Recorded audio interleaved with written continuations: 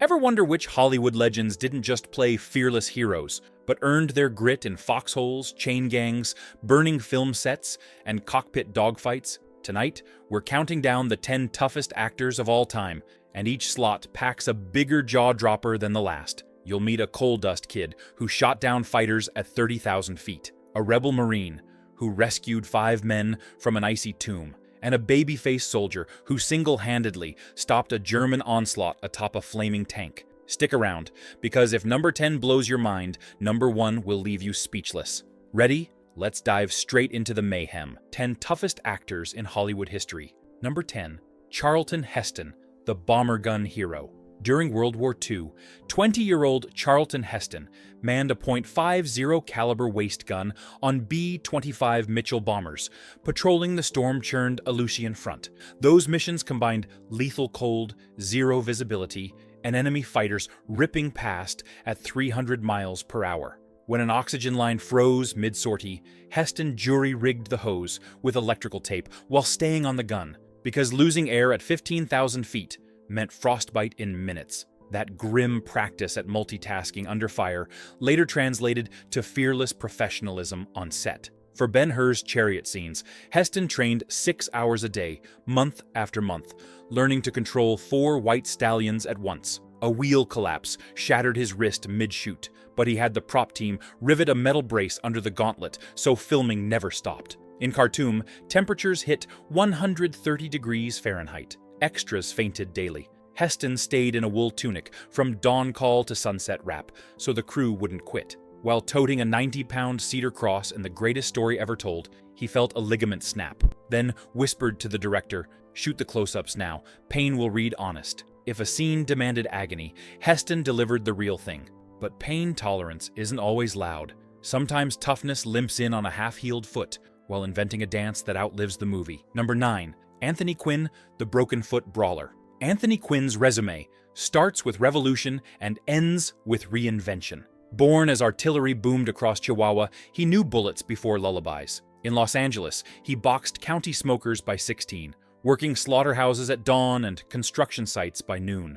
That forged the broad shoulders that later lugged Michelangelo's stone blocks in The Agony and the Ecstasy. Blocks so heavy, the set carpenters begged for foam replacements. Quinn waved them off. His most legendary endurance test happened on Zorba the Greek. 3 days before camera roll, he fractured a metatarsal, leaping off a fishing boat. Canceling wasn't an option. The island economy hinged on production, so Quinn bound the swollen foot in tape, improvised the now iconic Sirtaki shuffle, and pounded through 10 takes while pretending every crunch of gravel wasn't a lightning bolt up his leg. The pain made Zorba's carefree joy even more poignant. Audiences felt the life-affirming energy, precisely because Quinn was stealing it from agony. Away from cameras, he once yanked a car jack out of his trunk to lift a flipped taxi off 2 strangers, then vanished before reporters arrived. "Publicity cheapens miracles," he muttered. That's the quiet swagger of a man who has nothing left to prove. Next up, a drifter who stared down chain gang rifles, and later treated movie jail cells like holiday spas. Number 8. Robert Mitchum, the hobo who outran hell. Robert Mitchum's teen years were a Depression-era odyssey, hopping freights, scraping boxcars for warmth, fighting rail bulls with fists wrapped in burlap. Arrested for vagrancy at 15, he wound up on a Georgia chain gang. Shackled ankle to ankle in a malarial swamp, Mitchum developed festering sores so severe a guard advised amputation. Mitchum instead filed the chain with a smuggled hacksaw bit, timed guard rotations, then sprinted barefoot into the cypress under buckshot fire. He crossed 3 states on blood-slick feet and collapsed on his mother's porch, delirious with sepsis, yet survived. Years later, Hollywood tabloids thought they'd end him with a marijuana bust. Mitchum treated the headlines like free marketing. He emerged from a 60-day sentence, tanned, trimmer, and smirking, telling reporters cement mattresses beat hay mites on the rails. The public loved him more. On the night of The Hunter, co-star Shelley Winters recalled Mitchum casually fishing crew members out of a flood-stage river between takes. He moved through waist-deep rapids like a grazing bear, then wandered back to set dripping, ready for his close-up. That unflappable cool was hard-won on midnight boxcars. If Mitchum mastered serenity, our next legend fought flame and gravity with only one lung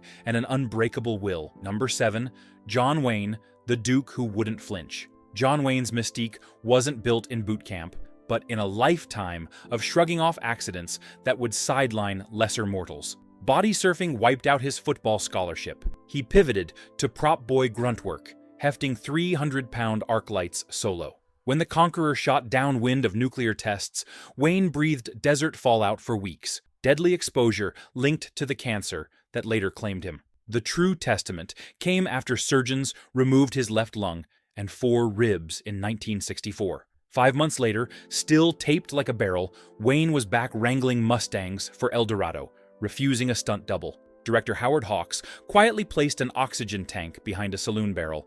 Wayne insisted it stay hidden from crew, so morale wouldn't dip. During Circus World, a burning big top collapsed early. Timber rafters whistled past his head. Wayne hauled a stuntwoman clear, rolled beneath a flaming beam, and ad-libbed a heroic exit line through smoke-raw vocal cords. When medics worried about his radiation-scarred lungs, he coughed charcoal dust and said, "Stack more film in the camera, Pilgrim.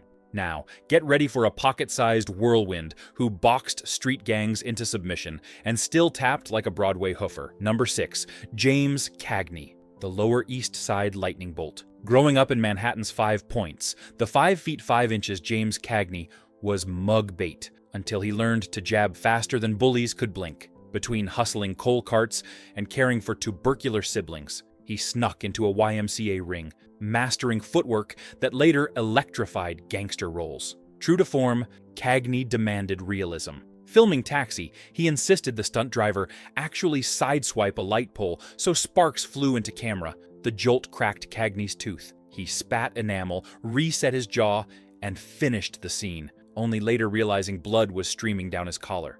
Cagney also fought the studio system.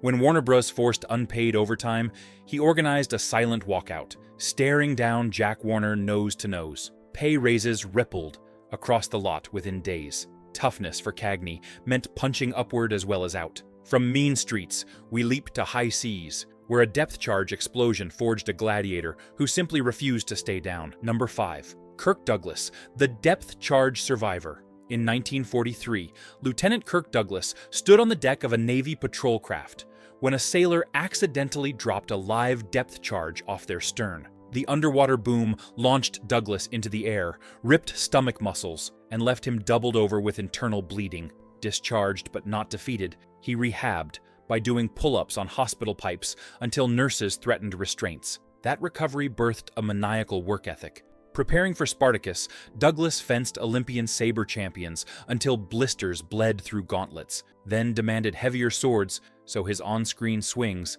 felt like real war. Decades later, at 74, a helicopter mid-air collision shattered his vertebrae. Surgeons inserted a steel rod. They predicted lifelong immobility. Douglas spent months biting a towel while forcing his legs to obey 1 inch farther each day until he walked the red carpet unaided.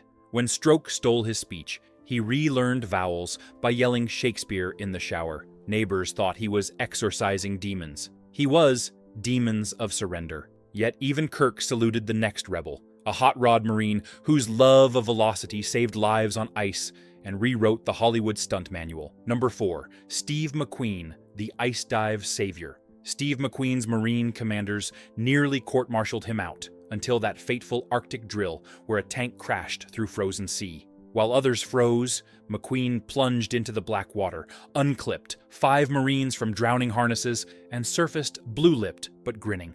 Discipline officers shredded the court papers on the spot. That fearlessness became a badge. On the Great Escape, McQueen argued to perform the forbidden fence jump himself. Insurance vetoed, so he cut a backlot deal. He'd play both pursuer and pursued during the chase, donning a German uniform to execute the riskiest shots on a hidden hillside. Producers only realized during editing. Then came the 12 hours of Sebring. Foot snapped in 3 places. He rigged a fiberglass cast, stiff enough to brace the clutch pedal, taped a sponge over the fracture to absorb vibration, and still placed second. A result seasoned pros called unthinkable. Rumor claims he slept with a .44 Magnum after learning he'd topped Charles Manson's target list. McQueen shrugged. Got one life. Someone tries mine, I'll race 'em to the trigger. If McQueen gambled with speed, our next entry gambled with survival itself on Saipan and limped away leader of men. Number 3, Lee Marvin, the Purple Heart philosopher.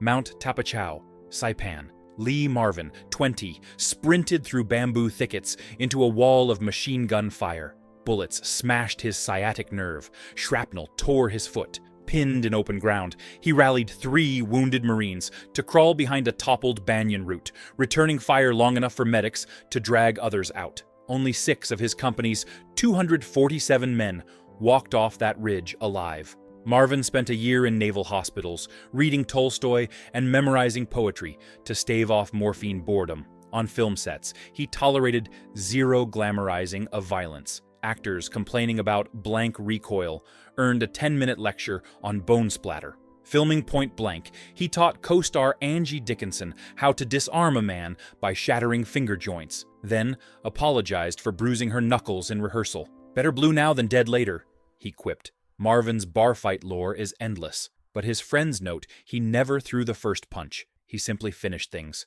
like the Oregon lumberjack incident. 5 burly loggers, 1 small-town bar. When the dust settled, 3 needed stitches, and Marvin filmed his dawn call, sweating bourbon yet camera-ready. Yet, even Marvin deferred to the coal-dust sun, who stared down flak at 30,000 feet, and shrugged, better than starving underground. Number 2, Charles Bronson, the coal-dust avenger. Charles Bronson's childhood uniform was a discarded dress, literally. Too poor for boy clothes, he wore his sister's hand-me-downs to school, then trudged into Pennsylvania's coal seams, hammering anthracite at 10 cents a ton. His palms calloused like boot soles before his voice changed. Drafted in '43, he became a nose gunner on B-29s. During a night raid over Nagoya, shrapnel punched through the plexiglass blister into Bronson's shoulder.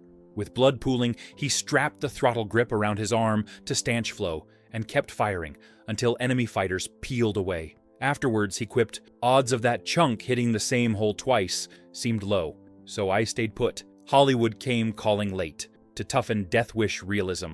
Bronson spent weekends riding with NYPD night patrols, breaking up crack den knife fights. Officers later said he handled suspects more gently than rookies. He fought to stop violence, not gloat in it. Bronson's private workout remained coal miner simple, a 40-pound pickaxe handle for weighted push-ups, and hill sprints at dawn. At 60, on Death Wish 4, he still arm-curled his wife Jill Ireland, cast on set as his leading lady, between takes to make her laugh. And now, the summit, a boyish Texan who transformed fear into fury and single-handedly proved that size means nothing when courage turns white-hot. Number 1, Audie Murphy, the one-man army. Audie Murphy lied about his age. To enlist at 17, was rejected for being 5 feet 5 inches and 110 pounds, then talked a sympathetic recruiter into giving him a chance. 2 years later, he'd stacked more medals than any U.S. soldier alive. The defining moment,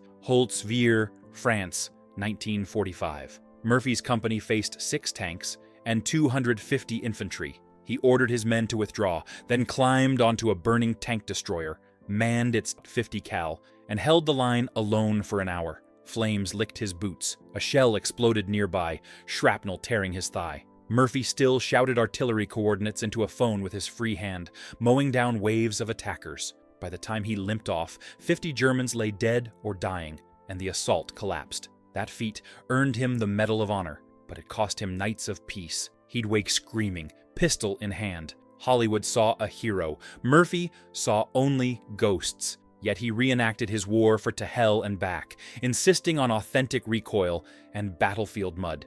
Between takes, he wept in quiet corners, then wiped tears, and strode back into camera range. Another battle won. Money slipped through gambling. Friendships slipped through nightmares. Still, Murphy crusaded for veterans' mental health care decades before PTSD had a name. He once spent his last movie paycheck to keep a struggling comrade's ranch from foreclosure. In 1971, a storm-lost plane took his life at 45. Arlington stones salute him daily, grass worn bare by grateful footsteps. Size may set eye level, But valor sets altitude, and Murphy's heroism soars far beyond the clouds that claimed him. 10 legends, 10 paths through coal dust, chain gangs, foxholes, stunt fires, and high-octane danger. They didn't hire toughness, they lived it, then splashed that raw authenticity across silver screens. Remember these names when modern CGI heroes leap skyscrapers unscathed,